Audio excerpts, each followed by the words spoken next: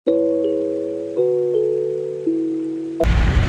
Hello guys, welcome back to my YouTube channel. This is my 6th blog. आणि या ब्लॉगमध्ये हा blog पूर्ण ट्रॅव्हल ब्लॉग असणार आहे. जसं की आज मी माझ्या घरातून निघाली. आम्ही जाणार माझ्या बहिणीकडे बेळगावला.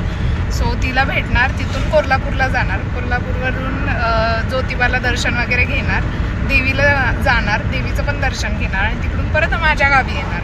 सो हा पूर्ण ट्रॅव्हल ब्लॉग असणार आहे. माझ्यासोबत माझी पूर्ण फॅमिली आहे.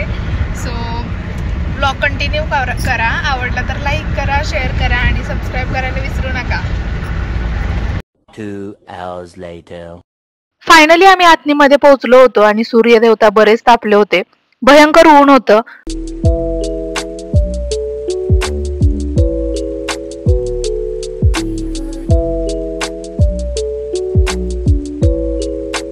आतनीमध्ये मसाल्याचं सामान चांगल्या क्वालिटीचं भेटतं, म्हणून आम्ही जेव्हा केव्हा येतो तेव्हा प्रत्येक वेळेस इकडून मिरची आणि जे काही मसाल्याचं सामान लागतं ते इथूनच घेतो. ह्या काकांनी बरोबर ओळखलं, लास्ट इयर पण यांच्याकडूनच घेतलं होतं. त्यानंतर पप्पांची स्वारी निघाली ज्यूस सेंटरकडे. ऊन भयंकर होतं आणि ह्या काकांकडे प्रत्येक वेळेस येतो तेव्हा थांबतोच. आणि यांचा ज्यूस खरंच खूप छान असतो, एकदम ओरिजिनल असा.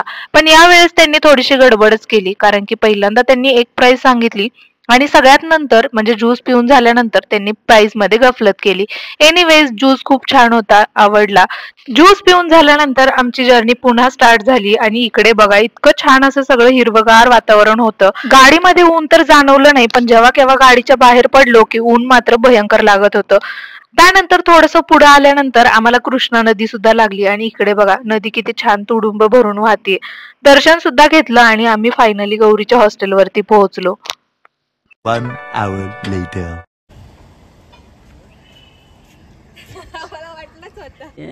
प्यारी समझ गई.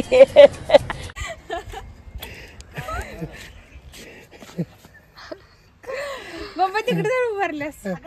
त्यानंतर आम्ही गेलो तिच्या हॉस्टेलवरती. घरून जाताना बरंच काय काय मम्मीने करून घेतलं होतं. तिथे जाऊन मस्त असं जेवण सुद्धा केलं. जेवण झाल्यानंतर निघायची वेळ आली होती आणि खरं सांगते, निघायच्या वेळेस एवढ्या गप्पा रंगल्या की तिथून निघूच वाटत नव्हतं.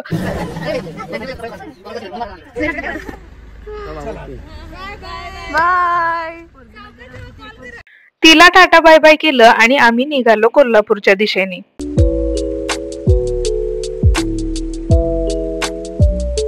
आमची पेटपूजा तर झाली होती, गाडीची राहिली होती, म्हणून पहिल्यांदा गेलो पेट्रोल पंपावरती. मस्त अशी टाकी फुल केली आणि पुन्हा आमची जर्नी चालू झाली.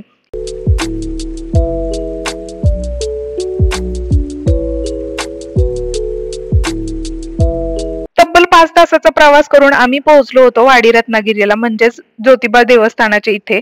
पहिल्यांदा आम्हाला जायचं होतं पुजारी काकांच्या घरी. त्यांच्या घरी गेल्यानंतर अभिषेकाचं पूर्ण माहिती घेतली आणि पप्पांनी ऑलरेडीच हॉटेल बुकिंग करून ठेवलं होतं. आम्ही गेलो हॉटेलवरती, मस्त अशी झोप काढली. सकाळी 6 वाजता पूजा होणार होती. वातावरण तर बघा सगळं फॉगी झालं होतं. आणि इकडे बघा, मी सकाळच्या 7 वाजल्या होत्या. मी मस्त अशी रेडी झाली होती. सकाळचं वातावरण होतं, वातावरण तर एकच नंबर होतं. जिकडे बघल तिकडे गुलालच दिसत होता आणि गर्दी तर प्रचंडच होती.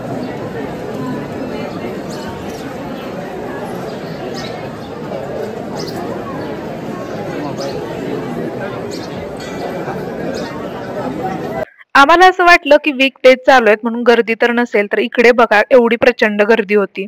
ज्योतिबा मंदिर हे 12 ज्योतिर्लिंगापैकी एक आहे आणि खरं सांगायला गेलं तर मंदिरामध्ये गेल्यानंतर खरंच खूप छान वाटलं. अभिषेक चालूच होता. त्यानंतर आम्ही गेलो यमाई माता मंदिराकडे. तिकडे सुद्धा आमचं दर्शन खूप छान झालं. अभिषेक झाल्यानंतर पुजारी दादा बोलले की तुमच्या नावाने एक पूर्ण पोशाख देवाला अर्पण करा, म्हणून आम्ही गेलो पोशाख आणण्यासाठी दुकानामध्ये.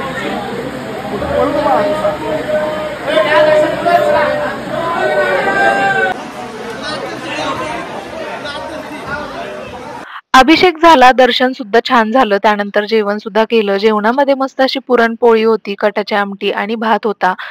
मी व्हिडिओ काढणार होते पण माझ्या फोन मधली बॅटरी पूर्ण संपली होती, त्यामुळे मला व्हिडिओ काय काढता आला नाही.